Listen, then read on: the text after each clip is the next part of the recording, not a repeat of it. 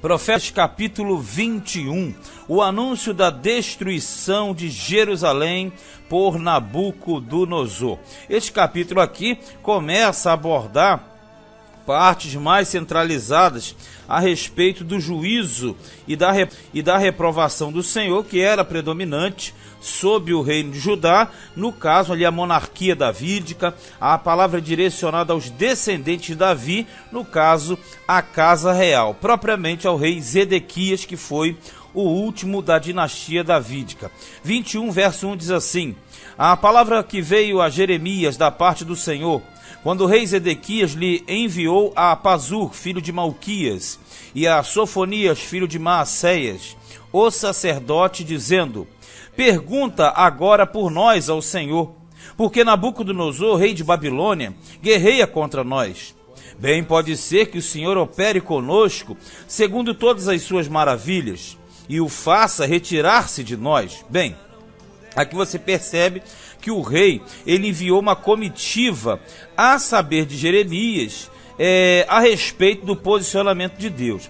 O primeiro detalhe é que aqui você vê falar de Pazur, e esse Pazur não pode ser confundido com o Pazur do capítulo 20, porque ali era Pazur filho de Imer, aqui é Pazur filho de Malquias, ou seja, nomes comuns. Nome Jeremias, Pazur, Sofonias, como tem aqui, também não é o profeta Sofonias.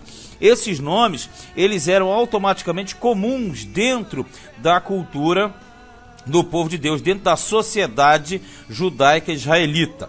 Então aqui no versículo 2, ele está pedindo que o profeta verificasse se havia uma possibilidade de livramento, segundo todas as suas maravilhas, ou seja, ele está se reportando ao período do grande livramento que foi operado em cima das tropas de Senaqueribe, que era o rei da Assíria, por volta de 701. Aquele contexto que envolve o período do rei Ezequias.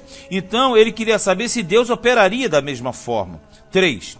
Então Jeremias lhes disse: assim direis a Zedequias, assim diz o Senhor, o Deus de Israel: eis que virarei contra vós as armas de guerra, que estão nas vossas mãos, com que vós pelejais contra o rei de Babilônia, e contra os caldeus, que vos têm cercado fora dos muros, e ajuntá-los-ei no meio desta cidade.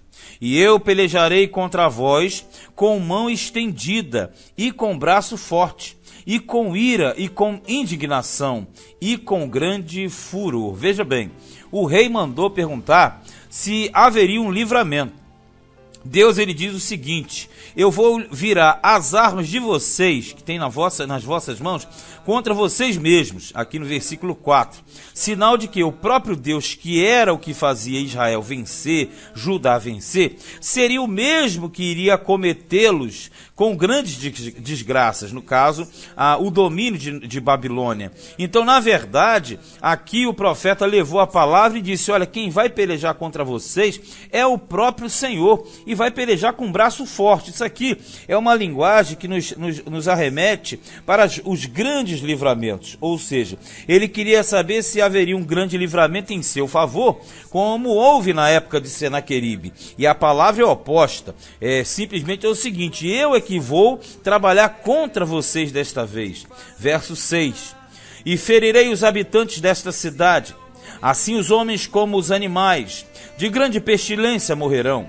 E, depois disto, diz o Senhor: entregarei Zedequias, rei de Judá, a seus servos, e o povo e os que desta cidade restarem, da pestilência e da espada e da fome, na mão de Nabucodonosor, rei de Babilônia, e na mão de seus inimigos e na mão dos que buscam a sua vida, e feri-los-á a fio de espada.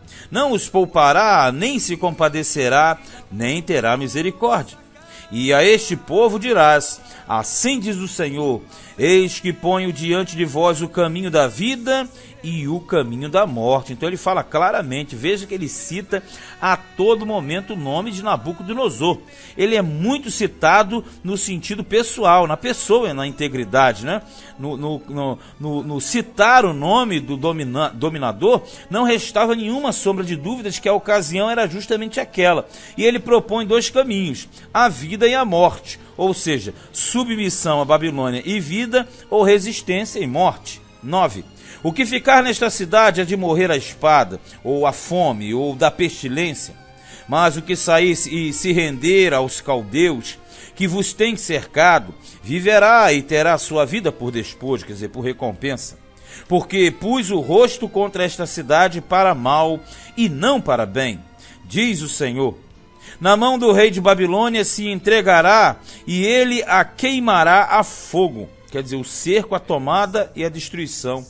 E a casa do rei de Judá dirás, ouvi a palavra do Senhor. Veja, a resposta para o rei, para a casa real, era esta aqui, ó casa de Davi, assim diz o Senhor, julgai pela manhã justamente, e livrai o expoliado da mão do opressor, para que não saia o meu furor como fogo e se acenda, sem que haja quem o apague, por causa da maldade de vossas ações.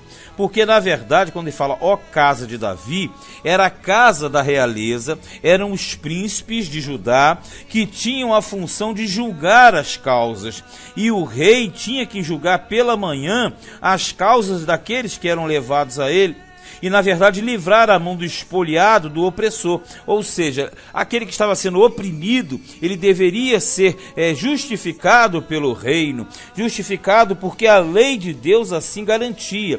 Só que na ocasião estava tudo virado, tudo contrário. Então, na verdade, a casa de Davi estava caindo por falta de fidelidade à lei de Deus. Eis que sou contra ti, ó moradora do vale, ó rocha da campina. Quando fala ó moradora do vale, é uma alusão que nós vimos anteriormente. É porque o paralelo aqui é o vale de Inom, que era o vale da matança. Então a posição geográfica de Jerusalém justamente mostrava que ali haveria um campo de batalhas e destruições. Por isso que ele fala ó moradora do vale, quer dizer, lugar da peleja. Ó rocha da campina. Quando fala rocha da campina é a pedra, não é o Senhor, porque o Senhor que era a verdadeira rocha.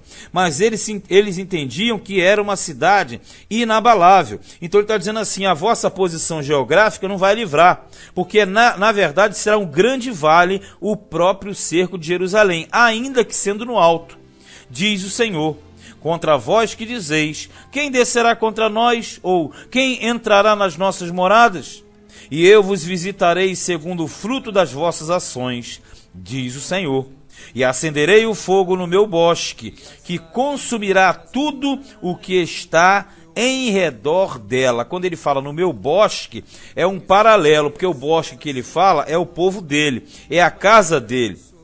Então aqui é uma referência ao bosque que era o mais lindo de todos, que era o bosque do Líbano, e ficava justamente na parte ali norte. Só que esse bosque que ele está dando a entender seria o bosque de Jerusalém, a árvore que Deus plantou. E aí ele está dizendo que essa árvore seria incendiada, seria ateada a fogo nesta cidade, ou seja, nesse bosque do Senhor. Resumindo, o rei Zedequias pediu uma palavra para haver consolo e tomou-lhe uma palavra de repreensão, mostrando que a punição viria e que não teria como fugir desta disciplina imposta pelo Senhor. Este foi Jeremias capítulo 21.